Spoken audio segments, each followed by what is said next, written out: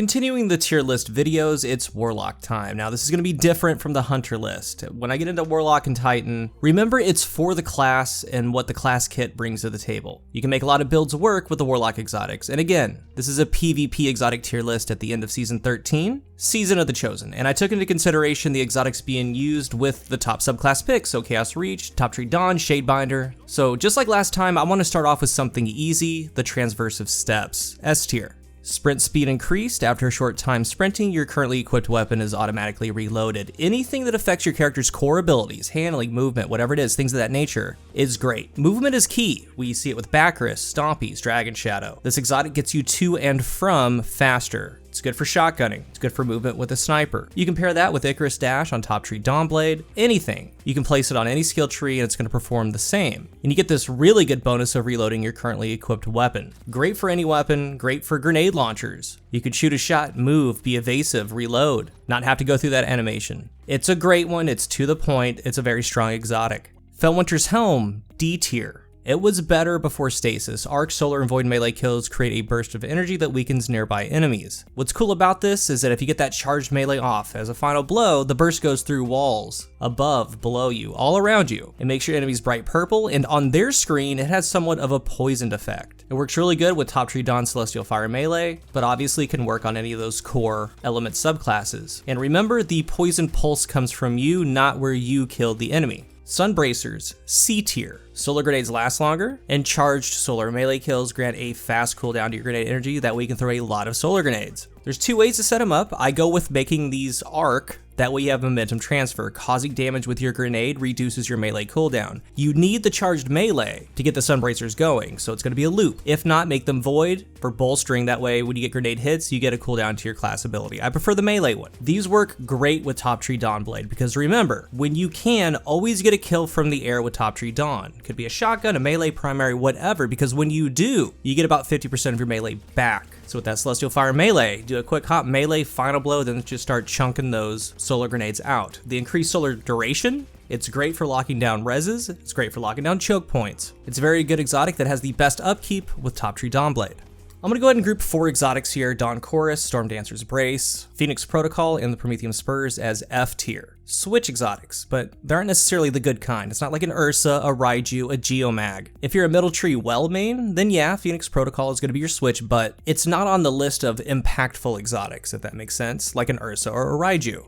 Variety's Brow, D tier. It still works in PvP, energy weapon kills boost grenade damage. It's a very good PvE exotic, not so much for the Crucible.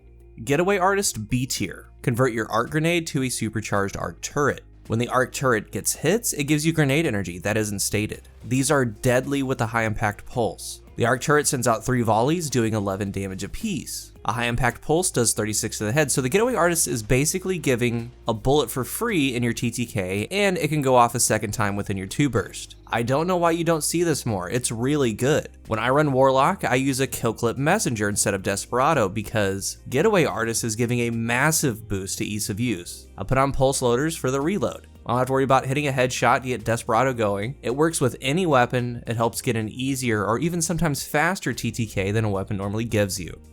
Chromatic Fire, C tier. If you use a primary most of the time, if you snipe most of the time, Chromatic Fire has potential. I've always loved it. Here's my weapon usage for Hunter. I have more primary hand cannon kills than sniper and shotgun combined. I have more pulse rifle kills than either one. The Warlock is going to be on a smaller scale, it's the same theme. If this is similar to what you do, try it out. Now if the shotgun's at the top, you're not going to see too much use from it. But Bite of the Fox, Eye of Soul, any kinetic sniper, there's collateral potential. Same with the 120 hand cannon, True Prophecy, Rampage, get a 2-tap, that second one has an explosion. The best primary is going to be Ace of Spades because of Firefly. Once you get the final blow, it does the Firefly explosion, then the Chromatic Fire explosion. Just do what you regularly do, get kills as you normally would, and the collaterals happen. It's fun, it's deadly.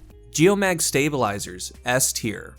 It's crazy that a Switch exotic is here, but here we are. If you see a Chaos Reach, they have these on. It's for the super top off. Gaining upwards of 15, 20, 30 seconds for a faster super. You couple that with the traces for more super energy gain. Or before the switch, Nezarec or Battle Harmony, Thresh weapons. If you see a Chaos Reach, you're gonna see Geomags. Claws of Ahamkara, A tier, especially with Shadebinder, the double freeze melee. That's faster ways to get Hedrons or whatever stasis kit you're using. It's a chance to shut down a super because you have more freezing. It gives double Celestial Fire on Top Tree Dawn, double Devour melees. It's always been good, but players are seeing just how good they are because of Shadebinder. Ion Soul, F tier. It was usable before, but now it's just a straight PvE exotic. If this was a PvE tier list, it'd be S tier, but not for the Crucible, F. Nezarec Sin, A tier. There's always been a following for this exotic, from the Gravlance days to the Arantil days. Void damage kills increase ability energy recharge rate. Now it works great with Thresh weapons. I've had supers in a minute 20 seconds. So pay attention to new Void weapons with Season of the Splicer, and remember you need a Void weapon, not a Void subclass, but you can run a Void subclass to get Void ability kills to get this going even more. Sanguine Alchemy, F tier. Weapon kills while standing in a rift pause the rift's countdown, extending its duration. Further kills maintain and extend the length of the pause. Not so much. You're too locked down for the Crucible, and honestly in PvE as well, there are just things that do it better. It needs even more of a rework after they took away the wall hacks.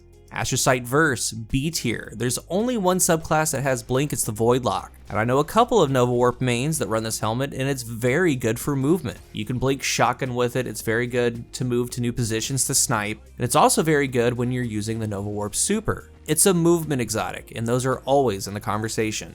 A couple Switch exotics that aren't F tier but D, the Apotheosis Veil and Skull of Dire Ahamkara. If you're running Nova Bomb, it can give you super energy back, and unlike the Phoenix Protocol where you're just kind of locked into a location within the well, or have that point of interest being your main source, this is a switch, then Nova Bomb, then switch back. Now the Veil states immediately regenerate health, melee, grenade, and rift energy upon activating your super, and nearby allies recharge class abilities faster. It's not bad, but it's not great. It does have a place though. The Karnsteins, A tier. Just a melee final blow procs Vampire's Caress. You get a health bump and a constant regen to your health. It works with any Warlock tree. It can and will keep you alive. And I always thought that these were amazing, you just never see them. Give them a try with Top Tree Dawn or any Arc Tree, and the worst thing that can happen is you put them back down. But they're fun, they're top tier.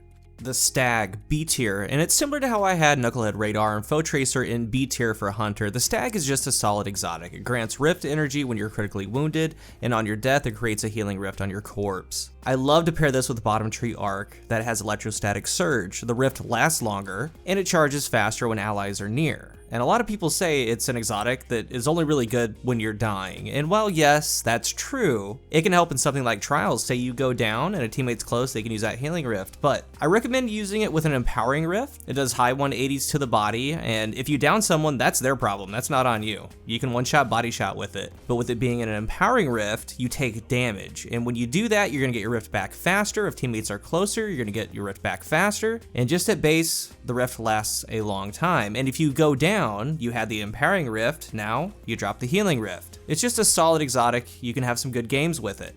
Vesper of Radius, D tier. It's not worthless, but then again, it's not great. It can be good in PvE, but in the Crucible, kinda. The rift releases an arc shockwave when you cast it. Rift energy recharges faster when you're surrounded by enemies. You can pair it with Shadebinder, that way you get the freezing rift. You can send out a pulse after that. It's kind of a meme exotic for PvP. It's definitely not the best, but definitely not the worst. Necrotic Grip, A tier. I love these gloves. Melees cause poison damage over time. Defeating an opponent combatant spreads the poison. You can pair it with Thorn, I don't do that. I really like it with Celestial Fire on Top Tree Dawn, but you can throw this over Titan Barricades with that melee. And just overall, if you tag someone, you can stop revives. One of my favorite things to do is with a 120 hand cannon headshot, followed up with a Celestial Fire Necrotic Melee. With that poison damage, it's gonna down pretty much any resilience.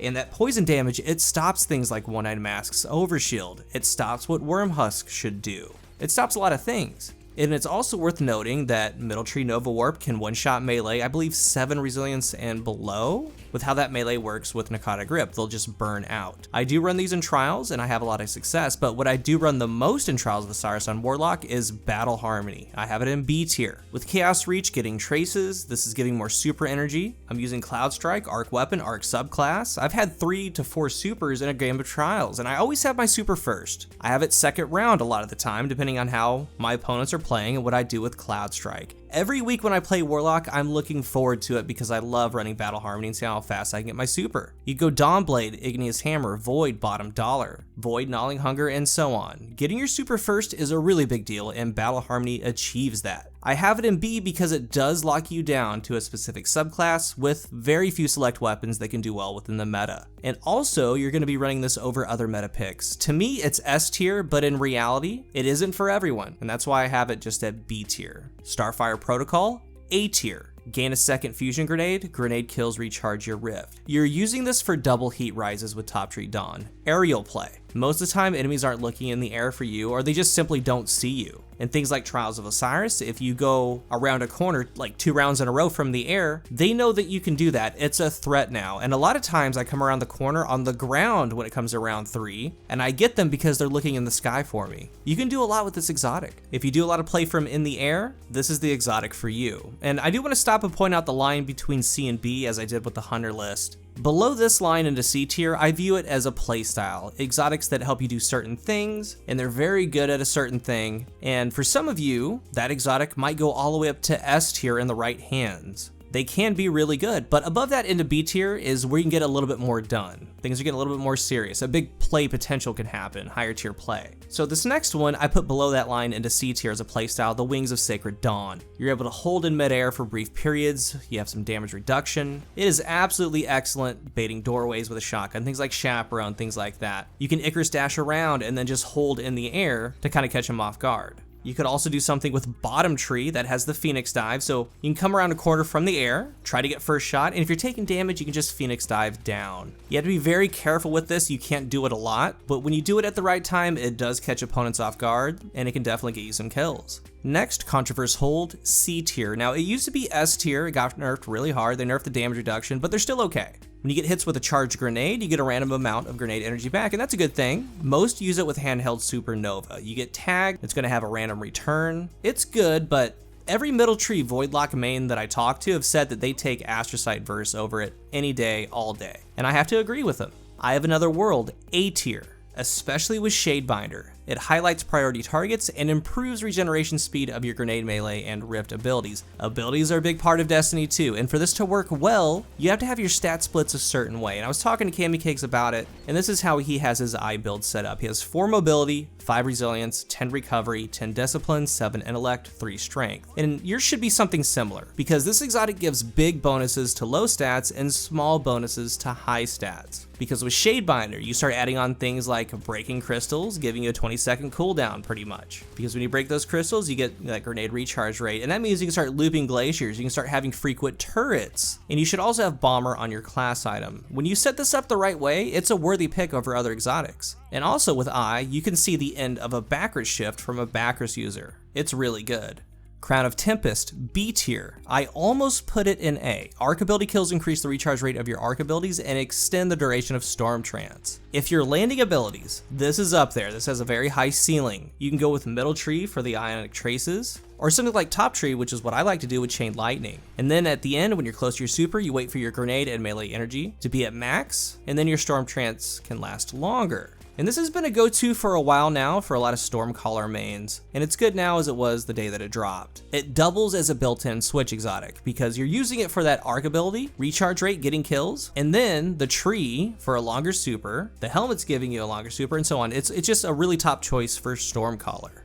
Lunafaction Boots, C tier, borderline D now. Your Rift gains an additional ability to increase weapon reload speeds, and the Empowering Rift makes weapons effective ranges overall longer. With Dead Man's Tail out there, 120 hand cannons, how everything is, the increased range isn't really felt on a lot of weapons, but you can 2-tap with that Empowering Rift at a little bit longer distance, so there's that. It's a playstyle, it works, it's not bad at all. Winter's Guile, D tier. Melee kills increases melee damage. Now the difference when you see Karnstein's Claws, Necrotic Grip, each of those have a role. They do very special things. These, you would need multiple melee final blows to get close for them being useful in the Crucible. It's not going to happen. There's way stronger picks than this. And finally, Ophidian Aspects, S tier. These should get a lot more play with the quick draw nerf. Weapons ready and reload very quickly, melee range is extended. Now the longer melee is just an added bonus. The real reason you're using it is for the reload and ready speed. It makes every weapon better, and that makes you better. giving them all those buffs, kind of like Dragon Shadow. It's just a direct help to your overall performance. Things like Astral, Fellwinter, Snipers Without Snapshot, and so on, it helps them all. It's top tier. It always has been. I don't have a bad thing to say about them. They're great. Now looking back at the list, different than Hunter. They designed these mostly around two things, your melee or your rift, and I wish there were more options, but it's mostly just different variations of those two things. And again, that divide between B and C, you can make plays with Sunbracers even if you don't get that charged melee final blow, because the Solar Grenade has lockdown ability because you have on Sunbracers. They last longer. The same with the others, they're really good exotics, but above that line into B tier, you can get way more done. You can win more ones with Getaway, get a faster super with Battle Harmony.